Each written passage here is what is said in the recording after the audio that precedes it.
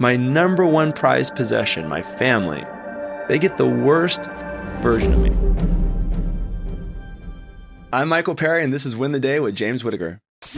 You're listening to Win the Day with James Whittaker.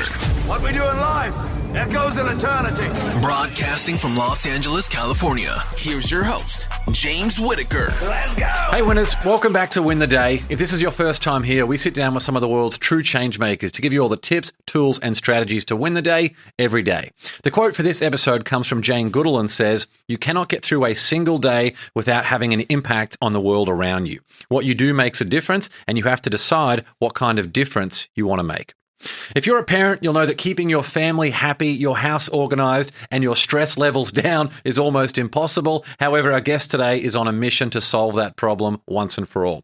Michael Perry is the founder and CEO of tech startup Maple, an acronym for Make All Parents' Lives Easier. After becoming a father in 2020, Michael launched Maple as a free mobile app to change the world of parenting and have your home running like a well-oiled machine. Already, Maple has partnered with more than 70 brands and has more than 80,000 users in the US and Canada alone. Previously, Michael was the founder of Kit, an AI employee for small business owners, which was acquired by Shopify in 2016. Michael has been recognized by Forbes, Inc. magazine, and Business Insider for his role as an emerging leader and influencer in marketing tech and AI. Outside of the business world, he is a proud father to 2 sons, an uncle, brother, son, and husband. In this episode, we're going to talk with Michael about the biggest contributors to household stress and conflict, how to balance business with family, the biggest mistakes parents make and how to fix them, and how you can use technology to bring more happiness into the home. Before we begin, the right bit of inspiration can completely change the trajectory of someone's life. So if there's a friend or loved one out there who needs to hear this episode or could use some help to win the day, share it with them right now. All right, let's win the day with Michael Perry.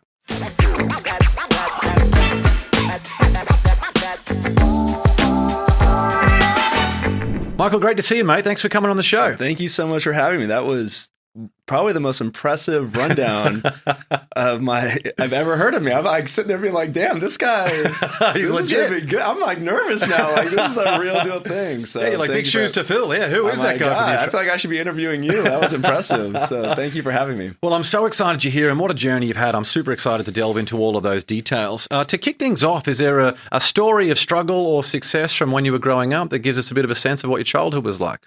Oh my God. Well, you know, as time has gone on and I think back on my childhood years, I feel just so incredibly fortunate for the household that I grew up in, right? My mother had me in her early 20s. My father was in his early 20s. My mother was a waitress. My father was a car salesman.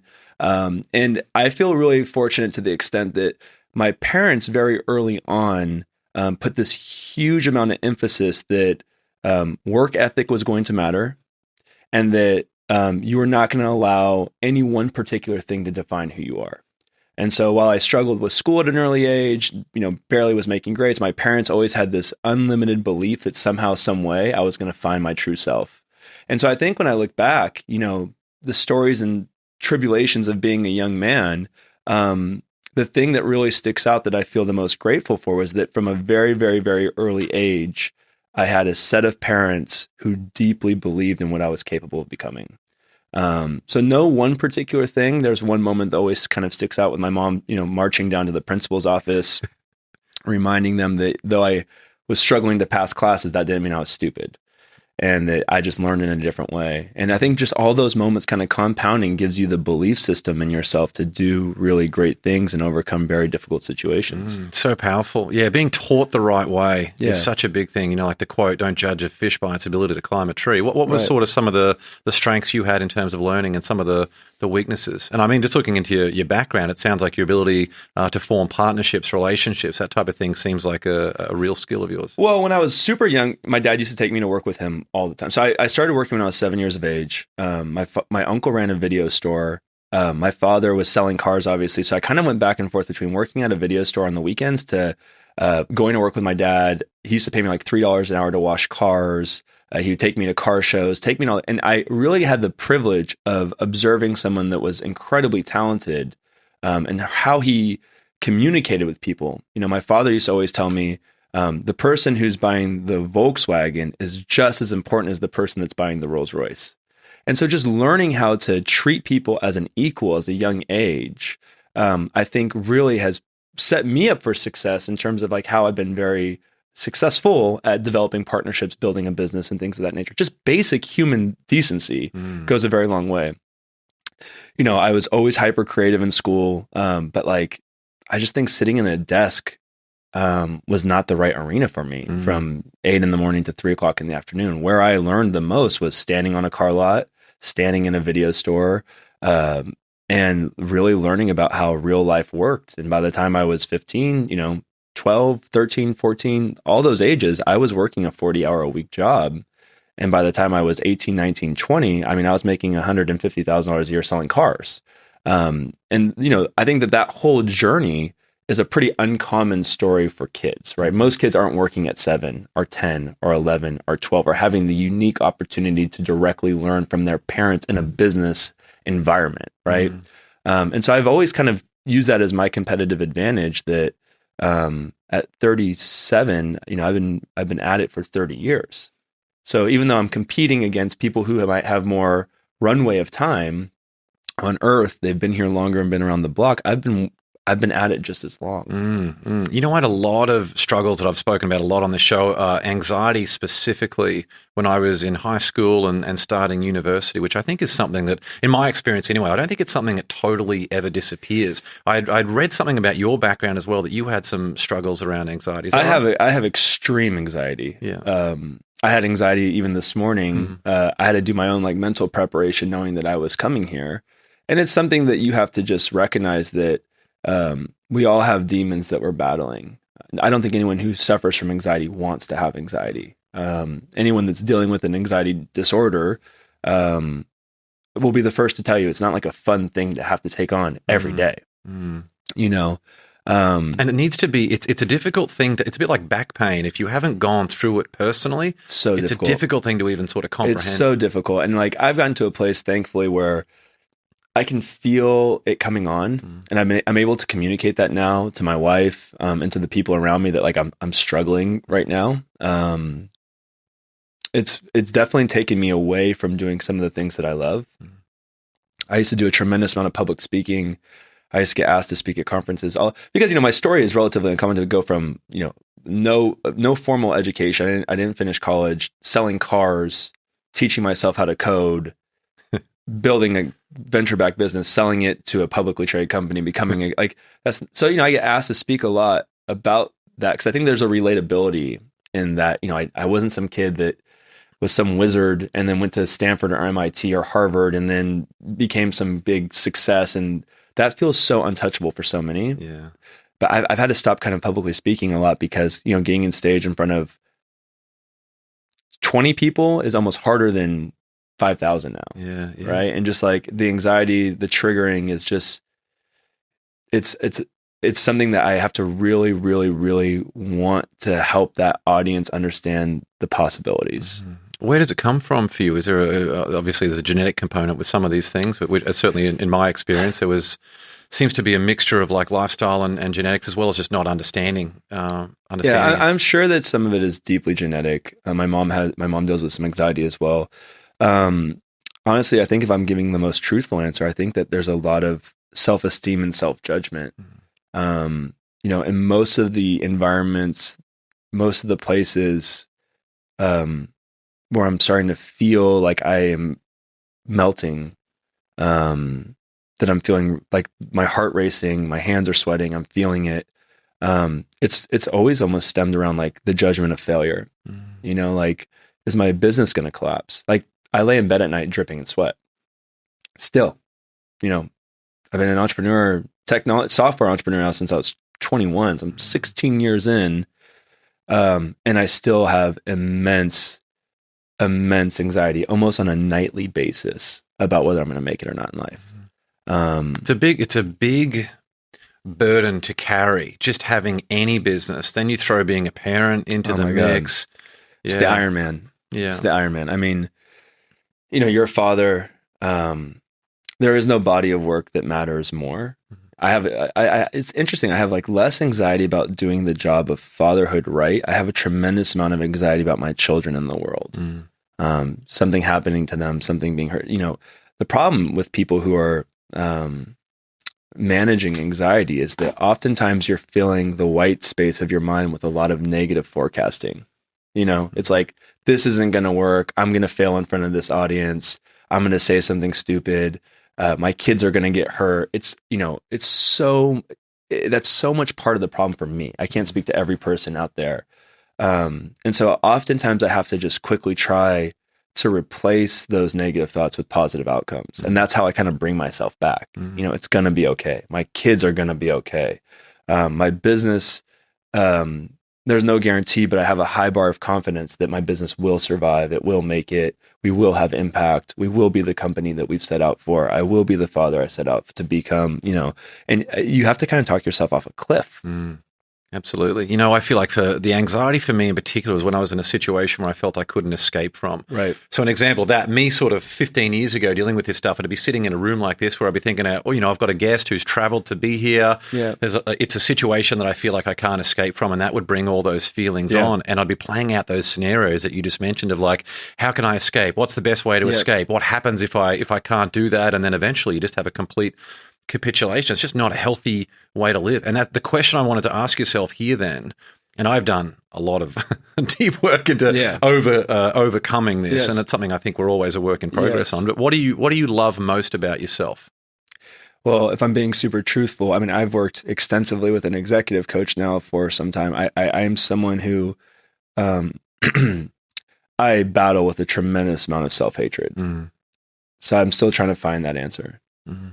Yeah. Is that negative self-talk, there's something called like 100 board where it's like 10 rows of 10 that eventually goes from 1 to 100. And I set the goal of doing as many meditations. I was going to get to 100 meditations to hopefully start eliminating self-talk. Yeah. And I got to like 60 something, and I noticed that my self-talk, negative self-talk, which had been my biggest weakness for 36 years or something like that. This is only a couple of years ago I did this. Self-talk was eliminated completely through doing that. And it's amazing how when you're in a situation, you don't realize how much more energy that you can have. Just like people who have a bad diet, they don't realize how much energy they can have if they started to do the right practices. Yeah, I mean, there's an aspect of me that feels like my self-hatred has propelled and fueled a tremendous amount of success. It's a really difficult aspect of the relationship with myself, because there's some aspect, if you really looked at where I started in life, the neighborhood I grew up in, the environment I was in, I'm probably in the 0.00001% of people who make it. Yeah. And I think a lot of that self-hatred has a lot associated to my desire to get myself to that next level, to change that trajectory, to not like where I'm at, not like how I'm performing, not like how I'm showing up, not like how I'm thinking, not like how I'm leading, and so much of the over obsessive self-analyzing that is hyper focused on my flaws is almost like I'm constantly trying to iterate on myself. And I think the times where I've tried to be at peace with myself, this is where I've struggled in my development. I have not found the ability to love myself and do great work. That's really, really interesting. Yeah. We spoke a little bit there in terms of like relatability, and there have been people on the show who are actual geniuses, and people just can't, amazing stories, doing incredible work, but people can't really relate to that so much. I can't relate to that so much. But people who have the imperfections, they're open about their vulnerabilities. It gives me chills talking about this type of thing. That's what people love. It's what people embrace. Yeah. I mean, at the end of the day, if this experience on Earth has taught me even geniuses have problems. I haven't met a problem-free person. Some people are very good about hiding that. Some people are unwilling to talk about that or share that, which I think it does a disservice. It's the Instagram of real life, right? Instagram is this amazing storytelling platform where you get to curate who you are to the world. And that's 99% of the time not true, right? Not talking about our own flaws means that we're curating ourselves in the public eye. And I think that with the good, there's a tremendous amount of opportunity to become softer and better. You know, it's not just like, oh my God, you're so good at this. It's like, well, fuck. I go to bed at night hating who I am. Like, that's just real life. And there's mornings I wake up and I am like overwhelmed with gratitude with where I'm at. It's a very strong yin yang. Big polarity there. It's huge. And like, the reality of it is, and I always tell this to people, and I believe this, if you like where you're at in life, then you have to embrace all the fabrics that have woven that together. I love where I'm at in life. I love my wife deeply. I love my sons. I love my company.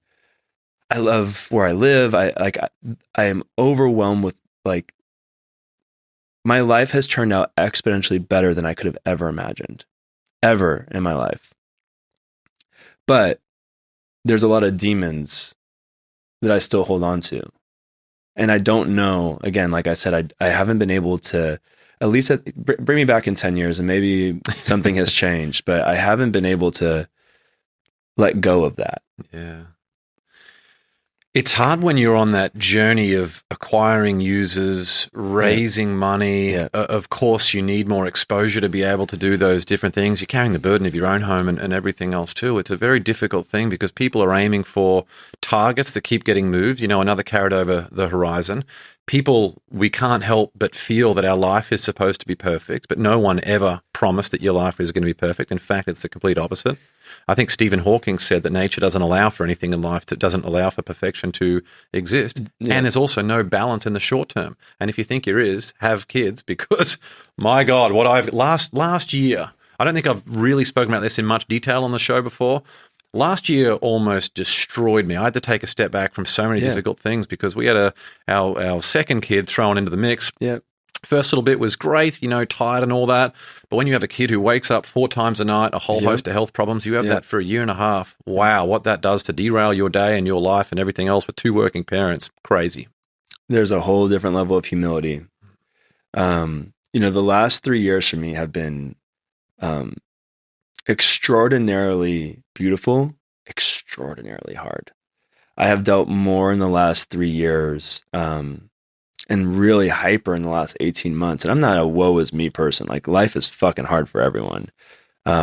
Excuse my language. But it's been tough. You know, like, in 3 years, I've had a house burned to the ground. I've lost everything. I've obviously have a 4-year-old and a 1.5-year-old. So I brought a new child home. I started a new company. I raised $6 million in venture capital. I've fired people, rebuilt my team. I've had several family members pass away to illness. I've built a house or building I mean, life's coming at you. But like, one of the things that I deeply believe at this stage of my life, this is the only thing I actually feel that I have some clarity around, is that it takes a long time to understand, what are you greedy for? Some people, they're incredibly greedy for money. Some people are very greedy for travel. Some people are very greedy for collectibles, whatever. I'm incredibly greedy to experience life. And if you really believe in that greed, if you really want to experience life, because I'm a firm believer that this is just such a magical thing to get to be alive, then you have to prepare yourself for a tremendous amount of pain, a lot of hardship, a lot of joy, a lot of love, a lot of sadness, a lot of happiness, some depression. And if you miss any of those things, then you didn't fully get to experience the human opportunity that our species is afforded. We're a very unique breed, right? Like, very few animals get to really feel all that. So when this is all happening, house burns down, it's like, well, you can rebuild a house. You know, I also got to balance that out with bringing another baby home. No sleep. Well, someone once told me I wasn't going to have a baby. Raise money, super hard. Well, I also got turned down 50 times from my last company. I'm experiencing it. And I think that when you kind of just approach life in this just super simplistic way of just like, bring it on, let me feel it, let me have balance, don't skew it one way for too long. It becomes just so much more digestible. How do you reconcile chasing your own dreams and experiencing all of life while at the same time as putting your children in an environment for them to get the most out of life? Because at least growing up in Australia, for me, it's like there's being in an international relationship, and I guess living in different places from where you grew up, there's that constant pull that you feel like, where should I be and where is the best spot for my children? And just as in our careers, we think about where is the best spot for me in my career development that would set the example for the children. That's a great question. And I recently have had to make difficult decisions around this. First time in my life, I've made decisions as a father versus as a son or a brother. My wife and I made a decision recently to leave the Bay Area. That was a hard decision. My parents live 5 minutes away. My sister lives 5 minutes away. My niece and nephew live 5 minutes away. My brother-in-law, my family was there. But ultimately, when I talk about the greed of experiencing life, I have lived life as a poor man. I have now lived life as a somewhat comfortable man. I have lived life as a son, as a brother, as a life partner. I've lived life as a founder. My children, specifically my children, because they're IVF children, they didn't ask to be here. So now I have to live my life as a father. And that's the only title that will never be stripped from me. My wife can divorce me and I'm single again. My children, I will die a father. And so it became very easy to put them at the forefront of my decision-making framework, because the life experiences that I seek the most right now, the most above anything else, is memories with my kids. Do you have a family purpose as well as a career purpose? Like, I literally write them down. It's twofold why I feel like I'm put on this earth, and it can shift. But my role as a family will then dictate presence and decisions in terms of like leaving a phone in a different room, making the decision to drop off and pick up and do all of those different things. Then the career stuff in terms of increased learning and all that as well. I mean, I feel really, very lucky that my career, where I'm investing my time, directly overlaps with the vision that what I'm trying to create at home. So there is no off and on switch. The way that I think about this is quite simply our purpose. Our purpose is the same as every other living species. Our purpose is not to go be a great founder. Our purpose isn't to go play in the NBA. Our purpose isn't to be a doctor. Our purpose is to take care of one another. That is the human purpose, to make sure our species continues on and is alive and well. Now, society wants to tell you a different story. Scientifically speaking, our purpose is to care for one another. And so I think about that in terms of rings. My tiniest ring, the closest ring, the thing that I'm most in control of taking care of our species, are my sons and my wife. We're a team. The next ring out of that is my family. The next ring out from that are my employees.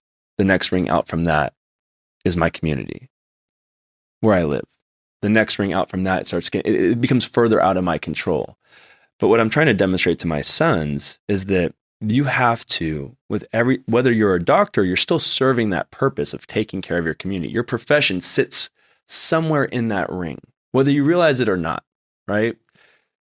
This podcast sits inside of that ring. You're being a guiding light for people who are wanting to listen to this, to be motivated, inspired, change their trajectory, for them to play inside of those rings. And so I don't drift away from that framework. My life is so complicated, but it's also so radically simple. I take care of my children above anything else, and I work incredibly hard to be a thoughtful member of this species. How do you feel about your previous business venture in terms of meaning and just the feeling that you got compared to the work that you're doing now, and how well that you have linked up your personal purpose with, your work? I really think that there has been two lives that I've lived on this earth. I've lived life without children and with children. And when I look at my life without children, I was not the same person I am today. They've been the largest change of who I am. So in my last life, my last company, I grew up in the Catholic Church, and my mother made me be an altar server from 3rd through 8th grade. And one of the most important lessons that I learned in that experience, I'm no longer a practicing Catholic. I find myself much more aligned with Buddhism. But the most beautiful thing that I saw or I witnessed was the act of servitude. Just giving to somebody else. I remember this incredible story, this moment that I experienced where I watched this priest wash the feet of the first pew of people that showed up to church. And afterwards, I was super young. I was like in the 5th grade. And I said, Father, why did you wash their feet? And he said, it's my job to serve them. And I always approach business in this very simple way of, who am I willing to be a servant for? In my last life, I was a servitude to entrepreneurs because my grandfather was an entrepreneur. My uncle was an entrepreneur. The men that I admired were entrepreneurs. And I felt a deep connection to that community to give them every creative and strategic ounce of time that I had on this earth. And I feel very proud of the work that I did, which has quite honestly impacted probably 1 million people.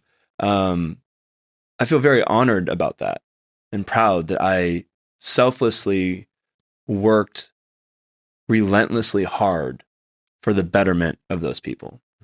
And when I became a father, I realized that my servitude was to my children, but my servitude was also my servitude was to sit at that intersection of my family and people trying to build families. It was, how can I give everything emotionally available to my children? And how could I give everything intellectually available to my new community? Mm. And so I don't take a paycheck. I work completely for free. I feel very lucky that I've put myself in a position that I could do that. But my servitude is to families. I am a servant to them. I work relentlessly hard for them. How does servitude to yourself in terms of daily rituals fit into that whole equation? You ask the hard questions. I think that, and in my experience as well, to clarify, I feel like rituals, daily routine, all that has evolved so much for me. Trial and error, different phases of life, becoming a parent, different things to deal with. Like for me in the morning, I have my time in the sunshine. I do a journal. I've done it like 700 days in a row now. I need that space to be able to do that, so I have more to give to everyone else. That's beautiful, by the way. I'm probably in a chapter right now in my life where I'm not really taking good care of myself. That's just my only honest answer. There was a chapter in my life where I meditated every day. I found peace in my heart every day. Building a business is incredibly hard, especially at the ambition and the vision that we have at Maple. And being an equal partner in a relationship is really hard. And being a good father is really hard. Being a good son is really hard. Any of those jobs done well require a tremendous amount of time. And I have made, for right now, I have made the very intentional decision to put all of those roles before caring for myself. I don't advise that. I don't think it's a bragging thing. I don't think it's a good thing. But I recognize that my business will fail, my relationship will fail, and my short experience of young children will be regretful if I don't make a very strong commitment to prioritize those 3 things. And there's very little room in my day outside of those 3 things. There are times when you recognize that change needs to occur and you're ready to embrace that. I had one where I'd actually hopped on the scales. I'm someone who just doesn't really eat that much during the day, and I had lost a tremendous amount of weight, and I hopped on the scales. It was at a pediatrician appointment for one of our kids, actually, And I was like, oh my God. And then so just focusing on consistency of workouts and just having that time. I turned 40 recently as well. That was a huge thing for me where I'm just like, in context of legacy and health being so important, in that health has become by far the primary concern. So I have those things, but I wasn't ready for it, and it just wasn't a huge priority as much as it should have been along the way. Yeah. I mean, listen, for those that are watching, preserving your, if you're not around, none of it matters. I mean, it sounds so easy, right? It's like, take care of yourself.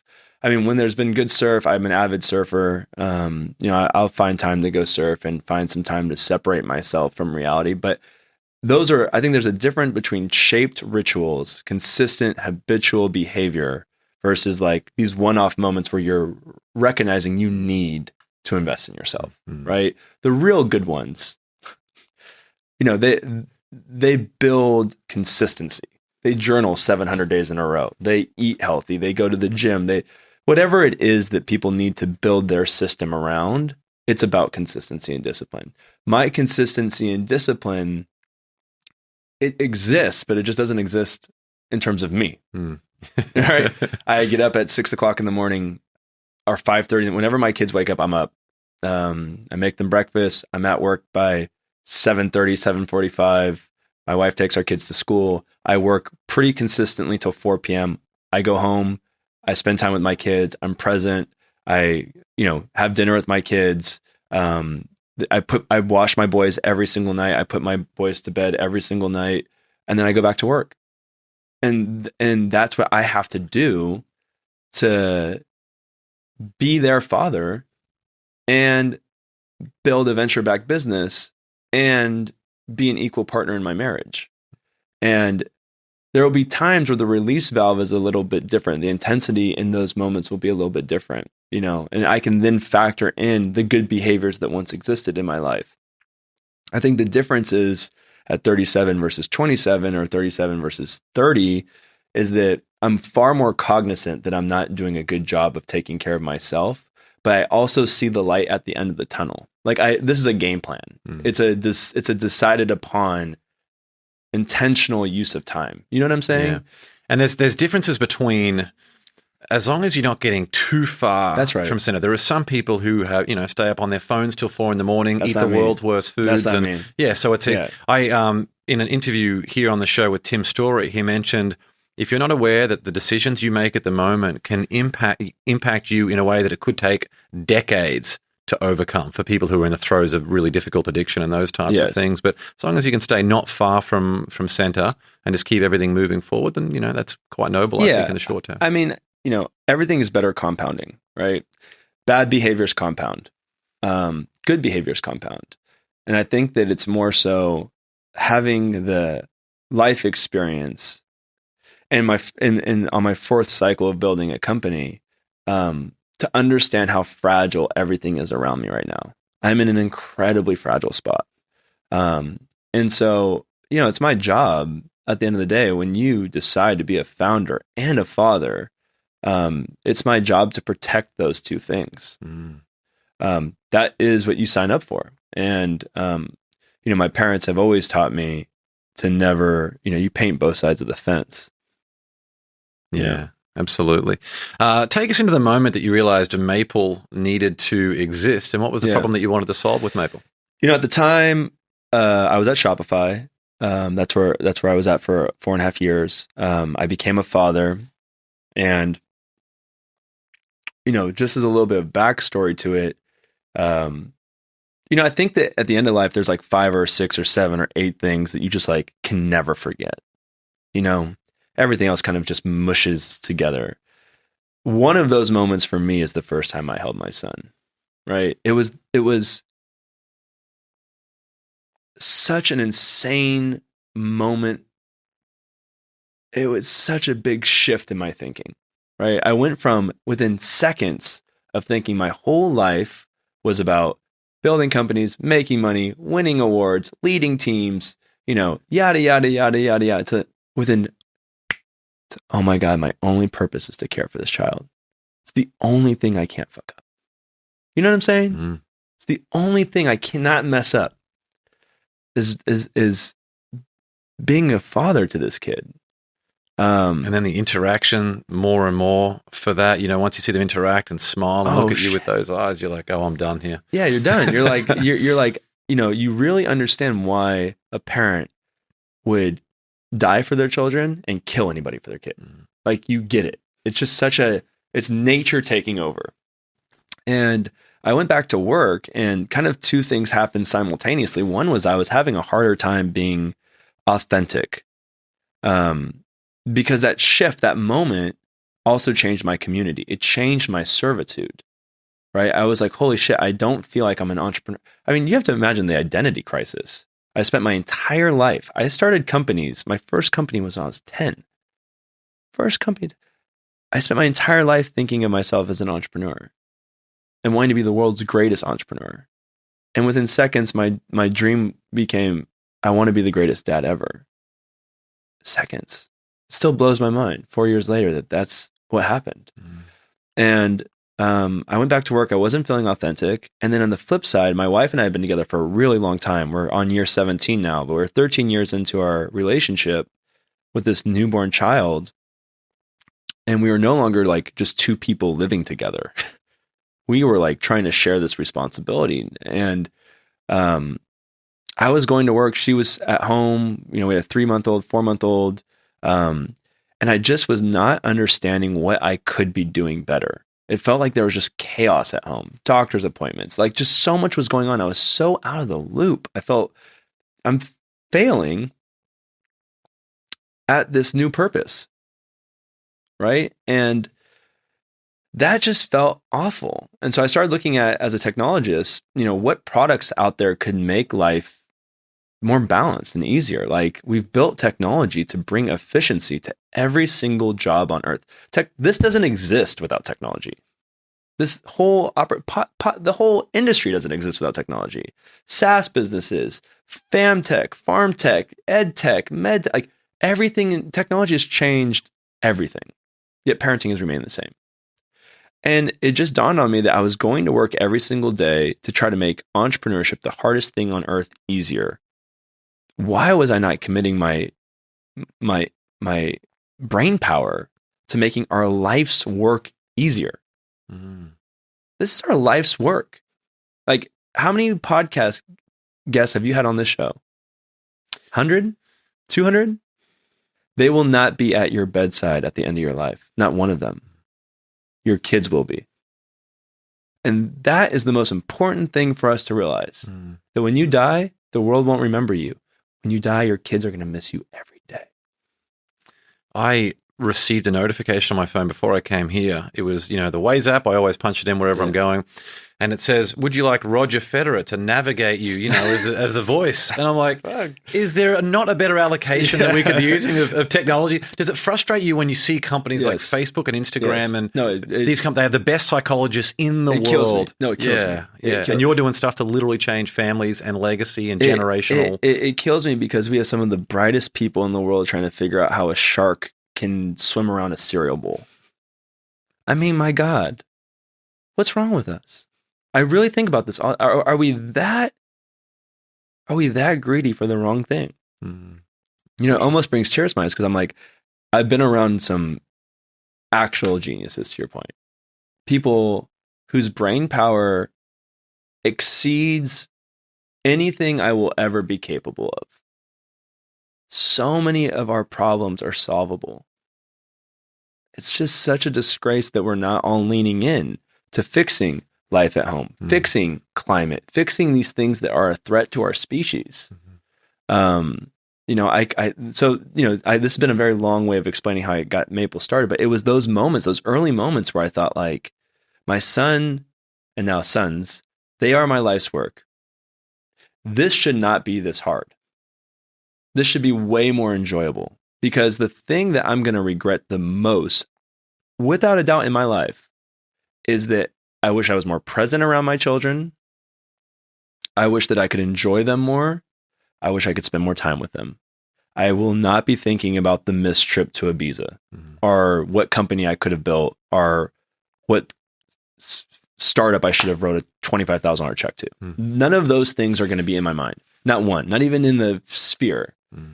And I just can't believe that it's taken, if you think when did the tech, when do we want to pinpoint the start of software, the internet, going 30 years, 40 years back, and we've kind of passed by. Imagine how different parenting would be if someone had been working on this for 20 years. We've actually done the opposite. We're doing things where parents, this morning I was driving my daughter to school and I see a mum who's got a kid running in front near the street and behind as well. I'm like, what's going on? These kids are like 2 years old. They could easily just step out and get hit by a car. We have messed up so many things. And so I think in a lot of ways, we need a moment. We need some renegades. We need some people to bring us back. I just deleted Instagram and Twitter and everything off of my phone. I just want to be there with my kids, And when you think about I sort of touched on it in the intro, like the stress that parenting brings, there's been such an interesting time for me where it's true that, to a large degree, that to fully experience life, you have to have kids because it does completely shift your perspective and evolve it so much. It is such a big change. But at the same time, I firmly believe that not everyone should have kids. No, they should not. Because of the stress and everything else it puts on yourself, on your relationship, right. on everything else. It's not for everybody. Yeah. Just like being an entrepreneur, not for everybody. I wouldn't recommend it to anyone. Like, honestly, I've probably spoken to, in my lifetime, 10,000 entrepreneurs. Easily. Conferences, whatever. I tell most people, don't do this because you want to get rich. That is the number one path to misery. You have to be like manically obsessed in a probably clinically mentally ill way with the problem, because it's so hard. Your quality of life is going to be so bad for so long that if you're not at that level, you're going to hate your life. And to the points that we were talking about earlier, if you're not prepared to change diapers at 3:00 in the morning or go days, weeks, months, years of no sleep, of being up every day before 6 a.m., right? No weekends, no breaks. If you're not prepared for that and you don't love that, if that's not the priority of experience of your time, you have to use that one admission ticket wisely. Yeah. If you're not there, don't just do it for the sake of doing it. Yeah. Or people who have kids to fix their marriage. It's like, that's the biggest mistake, right? Yeah. I mean, to each their own, and I'm not one to judge. And I also think that like not having kids it's the right decision for some, but I also feel like there's a huge aspect of, again, it's just my hardwiring of like being greedy for life, that like you're missing out on such a divine chapter, a divine experience as a human being. Have you heard the Albert Einstein quote where he said, I think it was Albert Einstein, he said, a calm and modest life is better than the pursuit of success combined with constant restlessness. I believe he wrote that on a napkin and gave it to someone. It's such an interesting one. In my times of running businesses, that constant restlessness versus a calm and modest life. Imagine just being able to have every weekend to yourself, or after 5 o'clock every night, you can just switch your phone off and literally nothing else matters apart from whatever you want to do. I mean, I've never had that. Yeah. Like ever. Like I don't even, that seems like a fantasy. But the grass is always greener, which is another true thing. I wouldn't change my life with anyone. Yeah. Like, honestly, as much as I might be sounding, I hope I'm not sounding doom and gloom here. And not at all. It's great. You're keeping it real. I'm actually a highly optimistic and a highly happy person, but I feel like if you're going to just come up here and sell bullshit, you're doing no one any justice, right? I wouldn't change my life with a single soul. I absolutely love where I'm at, and I feel so the two things I'm most proud of is my marriage and my kids. Everything else is irrelevant. How about a free app? Why did you decide that the free model was the path you wanted to go down? And what are the sort of metrics that you use to evaluate how well the business is doing? So we've actually had, I think, an ingenious way of making money. We actually defer the cost of the app onto brands. We have a sponsorship program. We work with people that are similar in our space who basically absorb the costs on behalf of the users, and we're thankful for our sponsors. We at some point may have a premium product. Ultimately, what it came down to is that I grew up with a 20-year-old mom, and I had a very difficult time stomaching asking people to spend money that they may not have in incredibly difficult economic times when I know that the value could be there for them. So, we will always have a free version of Maple. I think there will be a day where we have to have a subscription version of Maple. But if people don't want that, then they'll have the sponsored version of Maple. So it's always been from day one our promise and commitment of having a long-term free option. How we measure success, that's an interesting one because my own definition of that has changed quite radically over time. We used to say, time in app mattered greatly because then we know that we're conquering their day. They are using Maple to manage their calendar and their to-dos and to establish some organization inside of the home. As time has gone on, I think more about how we can give them time back in the day, right? So weekly active users, daily active users, obviously core KPIs for us to measure in terms of just general stickiness and efficiency. But I think in order for us to do our job, very long-term, many horizons out, we have to be incredibly committed to, taking the burden off of the parent and helping them in such a way that they are given time back in the day. Because any parent would tell you that time is their real asset. They have very little of it to do the things that we're talking about. I don't even have time in my day to do the thing, right? So I told my wife 2 days ago, I'm like, there's one thing, we're looking at ways just to claw back just a little bit of time. 30 minutes would make like a life-changing difference, right? Exactly. And so how do we actually build those workflow efficiencies and the automation and the simplistic use cases more streamlined so that they almost, by using the app less, we actually give them the most value. Give me an example of a big problem that you see in the home that can create stress or conflict and just one of the ways that you go about solving that. So there's two extraordinarily large problems within the home that I see that Maple is trying desperately hard to tackle. One is just the basic premise thinking that most households run under the 80-20 principle, right? So in 1950, 4 out of 10 children had dual working parents. Today's number is 9 out of 10, right?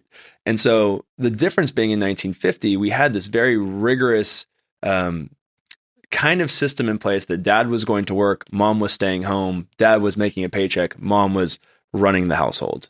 In 40% of households today, mom is actually making more money than dad. But in almost all households, she's doing more work at home than dad. So there's a tremendous amount of friction and frustration at home around just the actual labor and planning of the house, right? It's so tacky and so cheesy, but it's so true that if you ask most dads, who's your kid's teacher? They don't know the name. Who's your kid's doctor? They don't know the name. When was the last time your kid was at the dentist? They're like, I don't know. Right? Who's planning the vacations? Who's buying the groceries? Who's folding the clothes? You start going down this laundry list of things, and almost always the answer returns back to my wife or mom, right? But she's also doing a 9-to-5 job. So Maple, as a platform, as a product, it defaults to sharing the load and the responsibilities and bringing more exposure to the inner workings of what's taking place at home, right? Everything about Maple is trying to be hyper collaborative. The second problem is that, being organized is a skill. There's a reason why a lot of people are not organized. There's a reason why people are obsessed with companies coming in and cleaning out their pantry and organizing their life. There's a reason why a lot of good leaders recognize their own shortcomings and they have the privileged opportunity to hire an admin to help them organize their day, organize their life, maximize and optimize efficiencies. Most parents don't have the skill sets to do that, right? And so life feels incredibly chaotic because the biggest dirty secret about parenting is that, and I'm sure you're probably feeling this right now, is that right around the time your kids turn 2, you become an administrative assistant to your kids, right? You're balancing their school schedule, pickup and drop-offs. You're balancing all their friends' birthday parties. If your 4-year-old might be playing, my son just played t-ball and he's also in karate and he's doing soccer practice and he has swim lessons. And so all of a sudden you are the admin to your kid. And if you don't have the tools and you don't have the organization around that, that admin responsibility falls solely on mom's shoulders. And mom is now trying to balance administrative work for her household, her job, and actually running the household. And so just the general disorganization and chaos of not being able to keep everybody on the same page creates a tremendous amount of frustration. And I think it's fair to say, and one of our core beliefs is that when Maple is successful, we not only can build happier homes, but we're building healthier children, because kids feel that stress, tension, the offset of the relationship between their parents. So those to me would be the two big blocks. Oh my God, it happens all. I mean, I won't even get into the details of the horrific feedback emails and support tickets that we have about the venting. I mean, we are deeply in a place in time where we need to redefine what masculinity is and what taking care of your family looks like. It's no longer making a paycheck. That is an expectation. Yeah. That is not the job. That is the expectation. The job now is how much emotional support are you providing your wife and your kids, and how much labor at home are you willing to support on as well? Especially when the mum is going through pregnancy. Oh my God. It might not even be a successful pregnancy the first time. So you're dealing with emotional things, physical things, all of the feeding and pumping and everything else after that. And then if you have multiple kids, multiple pregnancies in the back mix. At work, it just becomes unbearable, and it just becomes unfair. I talk to a lot of people, all the time about parenting, and I just keep it really honest, which is, and I think that this has to be more of the conversation, is that when I stood on the altar with my wife, I wasn't marrying an employee. She doesn't work for me. I don't know why people just think that their wife is just going to be working for them, right? We have a partnership. We are co-founders to a life. We co-created humans. So I couldn't imagine if my business partner and I operated in the same environment of a traditional heterosexual household. He would be like, F you, right? We've been building companies for 20 years. Yeah, he'd be like, I'm not signing up for this shit. Yeah. I'm not your lackey. I'm not going to fold your clothes, right? So we treat our business partners as equals. We give them a certain level of respect. The best piece of marriage advice I ever heard was that marriage is a 60-40 proposition in the other person's favor. Yes, and if that is it. Both parties remember that. Then that's exactly right, though. That's what I'm saying, is that it has to be that you're leaning in a little bit. You have to be thinking you're leaning in a little bit harder. When both people think that, things are better off. But I think that most households operate under this 80-20 principle. And I just think that Maple is deeply positioned as the back office administrative stack to just change that dynamic. Absolutely. What about the best parenting tips or hacks you've got for people to optimize their home? Anything come to mind? Well, besides using Maple, of course. Honestly, I think that it's so basic, but I would strongly encourage people every Sunday night after their kids go to bed to just check in with their partner. I don't think enough people do that. Just what's on the docket for the week? Are you good? Where can I help? Here's my week. This is where I'm going to be. Wednesday is going to be bad for me. And it's just crazy how people continue to go through the motions and just live life without actually being a team, right? I couldn't imagine expecting my employees or my co-founder to just know everything that's going on in my head and just assume that they're going to build what's going on in my brain. No, we lay out a roadmap. We have quarterly reviews. We have daily stand-ups. There is such an over-index on communication at work, such an under-index of communication at home. Especially when you look at communication and financial struggles are the two biggest reasons that people get divorced. You're solving both of those in a one hit through Maple. Most people, it's surprising. We actually had lots of conversations with people about this, and I wish we would have surveyed it so we could put harder numbers behind it. Most people have told me that they would forgive their spouse for an affair, and they will divorce their spouse out of frustration over the workload at home. And so it's people right now loyalty matters. I'm not encouraging people to go have affairs, but I think that there was a time and a place where that was probably the leading cause of divorce, right? That is not the case right now. Most people are just so beaten down and so exhausted of trying to take it all on themselves. The financial stress, the bills, the school schedule, all that stuff, that they're if I divorce you, you have to legally show up. You have to legally show up in this partnership. You have to have your 3 days a week, right? It's like, why are we letting it get to that? For sure. So Why do we champion businesses, and not necessarily businesses, but the role of employees in business? We champion people for their professional and corporate achievements and how busy they are and how much output and work they do, rather than championing people who excel in the home at raising the next generation. honestly, this is going to sound like a broken record, but I think it comes down to what we value. That's the problem.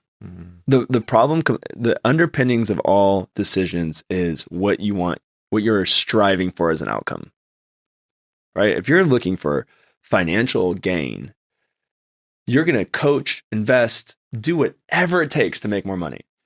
We've all done it, right? It's like you invest in the people, you hire the best people, you recruit, you send people to conference, whatever it is, right? Like we will go to no limit to provide people with the resources to be successful in their job. Need a new computer? No problem. Need a screen, certain mouse? There's no limit. When it comes to our home, we put lots of glass ceilings. The employer puts lots of glass ceilings on their staff. Spouses put lots of glass ceilings on each other. And so I think that the conversation has to be constant at this point. We need people with stronger moral compasses leading society.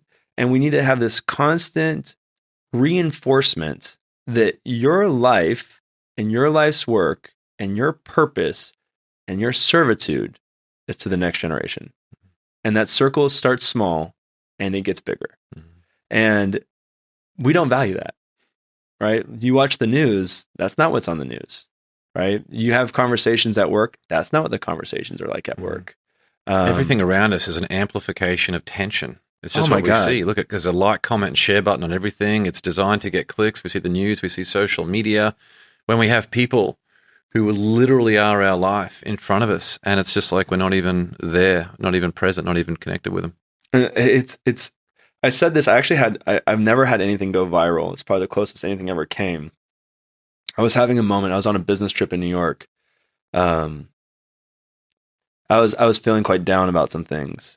And it dawned on me, you talk to most people who've worked with me over, I don't know, let's say 10 years.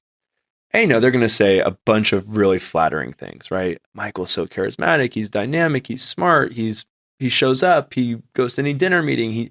He will do whatever, right? But they're getting the best version of me. They are getting the absolute best cut of the meat.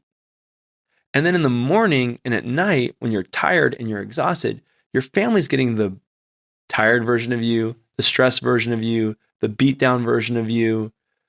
And so I was feeling absolutely horrific that the people that matter the absolute most to me, my number one prized possession, my family, they get the worst fucking version of me.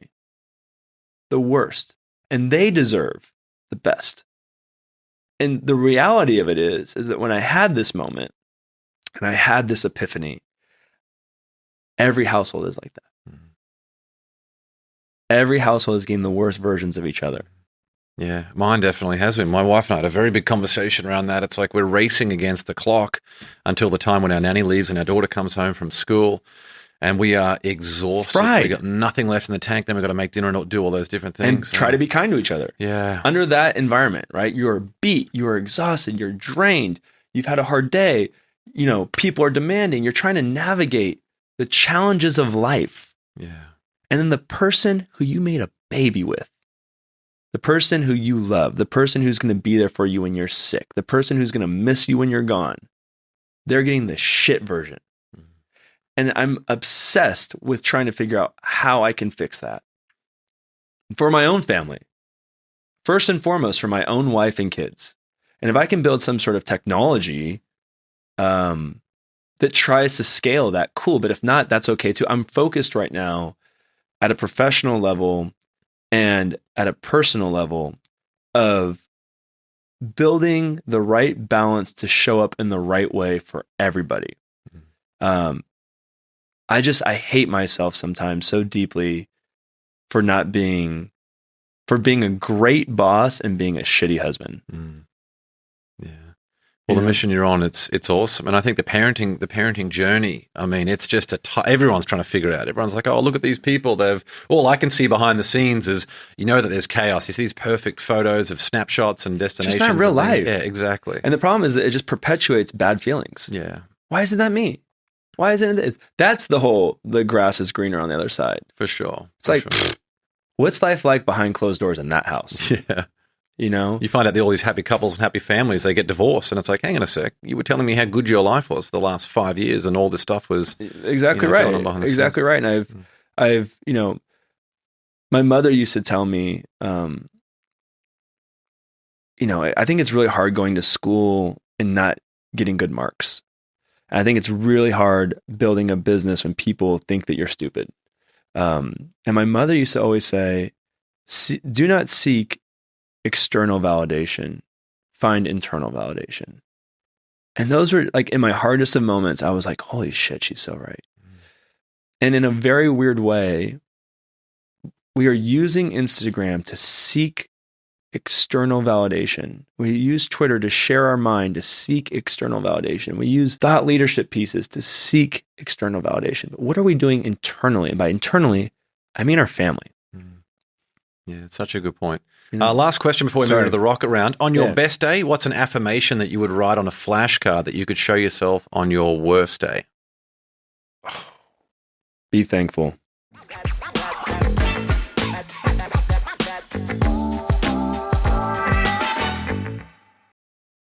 Well, let's now move into the rocket round. 10 questions with some quick answers. You up for this one? I am always up for rocket rounds. Number one, what quote inspires you the most? I say it to myself all the time. My grandmother told me this when I was like 16. She said, be a first class you, not a second class someone else. So good. Number two, morning coffee or evening wine? Both, but I would give up wine before coffee. Number three, what's one bit of advice you'd give your 18-year-old self? Slow down. Number four, what book do you gift the most, or what contributed most to the mindset you have today? To the mindset that I have today? Well, the book that I gift the most is for sure The Uninhabitable Earth, because I'm very scared about climate change. And I think that everyone needs to be very well informed about where we're going. The mindset, though, probably The Courage to be Disliked. I've recommended that book dozens of times, but I actually have bought like 20 copies of The Uninhabitable Earth, and I send people home with it. So, but The Courage to be Disliked should be mandatory reading for people. Number five, was there a vulnerability you once hid within that became your superpower? Yeah, empathy. Number six, what's one thing you've learned about failure? It's a part of the process. Number seven, if you could sit on a park bench and have a conversation with someone alive or dead, who would it be? Da Vinci. Number eight, what tool or resource best helps you run your life or your business? What do you think? Maple, of course. Maple can be the only answer for that. Maple for the win, baby. Yeah. I love it. Number nine, share one thing on your bucket list. Seeing my kids grow up. And final question, what's one thing you do to win the day? Find gratitude. I love it. Well, there are a bunch of ways to connect with Maple, and we'll link to all of these in the show notes. You can follow them on Instagram at Grow Maple, Facebook at Grow Maple, and download the app at growmaple.com/install. Again, all that and more will be linked in the show notes. Michael, thanks so much for coming on the show. Thank you, James, for having me. Appreciate it. Thanks for joining me on another episode of the Win the Day podcast. We want to hear your thoughts on what we covered today, so drop a comment on the YouTube version of this episode with your favorite takeaway, any questions you have, or what actions you'll be taking as a result of what was shared in this episode. And if you found value in the Win the Day podcast, leave a 5-star rating on Spotify and Apple Podcasts. You'll find a link to both of those in the show notes. It'll only take you a few seconds, and more ratings really helps other people discover the show so they can get the mindset upgrade they need, and we can bring more winners into the Win the Day movement. That's all for this episode. Get out there and win the day. Until next time, onwards and upwards, always.